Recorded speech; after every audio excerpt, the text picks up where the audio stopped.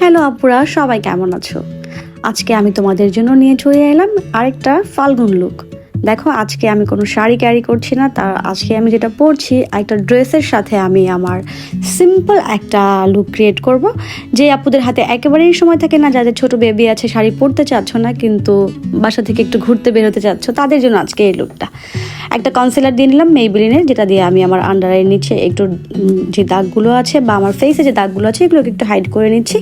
তারপরে আমি কিন্তু আজকে কোনো ফাউন্ডেশন ইউজ করব না। আজকে আমি ইউজ করব হচ্ছে এলফের হ্যালো গ্লো ফিল্টার, যেটা খুবই ভালো। এটা আসলে বলার বাইরে, আমি ইউজ করে এটা ফ্যান হয়ে গেছি।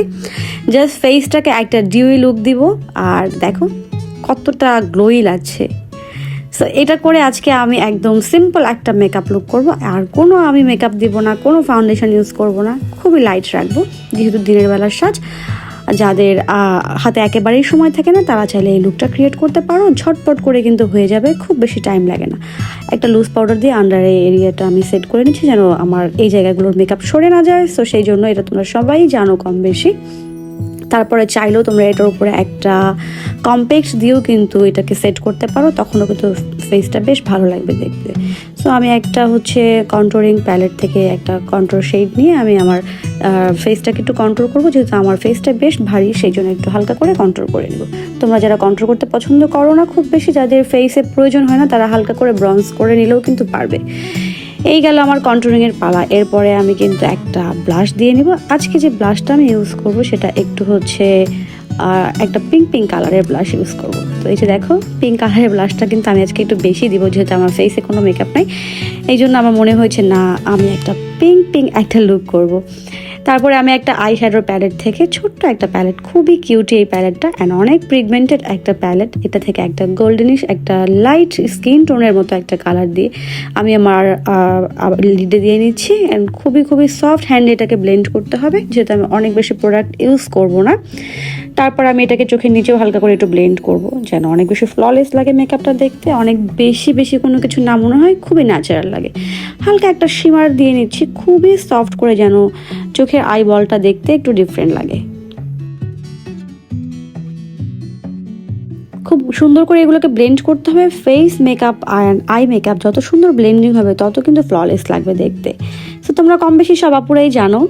তারপরে একটা কাজল দিয়ে নিচ্ছি, কারণ এটা একটা ট্র্যাডিশনাল সাজ। আমার কাছে মনে হয়েছে কাজল দিলে একটু ডিফারেন্ট লাগবে, একটা বাঙালিয়ানার ছোঁয়া লাগবে, কারণ ফাল্গুন তো বাঙালিয়ানার ছোঁয়া, তাই না বলো? তারপর একটা মাস্কারা দিয়ে নিচ্ছি। এই যে মাস্কারাটা, এটার ফ্যান কারা আছো আমাকে বলো, কমেন্টস করো। এটা কিন্তু খুবই ভালো একটা মাস্কারা, এসেন্সের হাই ভলিউম মাস্কারা। যারা এটা ইউজ করো না একবার হলেও ট্রাই করতে পারো। খুব দাম বেশি না, বাজেটের মধ্যেই। আমি আসলে প্রাইসটা এক্স্যাক্টলি ভুলে গিয়েছি, আমি চাইলে তোমরা কমেন্টস করতে পারো, আমি প্রাইসটা সেখানে লিখে দেবো। খুবই হালকা করে একটু হাইলাইটার দিয়ে নিব, কারণ ফেসটাকে একটা ডিউই লুক তো দিতে হবে, তাই না? অনেক বেশি দিব না, এমনি কিন্তু ফেসটা আমার অনেক বেশি গ্লো করছে। দেখো, মনে হচ্ছে না আমি কোনো ফাউন্ডেশন ইউজ করেছি বা করি নাই। খুবই ফ্ললেস একটা লুক লাগছে। আর আমি যদি লাইটের আলোতে আছি, দিনের আলোতে কিন্তু আরও সুন্দর লাগবে এই মেকআপ লুকটা। একটা লিপ লাইনার দিয়ে আমি ঠোঁটের চারপাশে হালকা করে ড্র করে নিব, অনেক বেশি ডার্ক করবো না। আর তার সাথে আমি আজকে একটু পিঙ্ক একটা লিপস্টিক দিব, যেহেতু আমার ড্রেসের মধ্যে একটা পিঙ্ক আছে, আর আমি যেহেতু আইটাকে খুবই হালকা রেখেছি সেই জন্য। যে লিপস্টিকটা ইউজ করছি এটা হচ্ছে ম্যাকের একটা শাইনি লিপস্টিক। ম্যাকের কিন্তু অনেক ধরনের লিপস্টিক হয়, অনেক ধরনের শেড হয়, ক্রিম টেক্সচার হয়, গ্লস হয়। সো যাই হোক, এই যে আমার ফাইনাল লুক, একটা টিপ পরে নিয়েছি। দেখো, একদম সিম্পল না, একদম ন্যাচারাল লাগছে দিনের আলোতে এই ধরনের মেকআপ লুক। যারা আসলে অনেক সাজতে পছন্দ করো না তাদের জন্য একদম পারফেক্ট একটা লুক। সো কেমন লাগলো অবশ্যই আমাকে কমেন্টস করে জানিও। সবাই ভালো থেকো, আল্লাহ হাফেজ।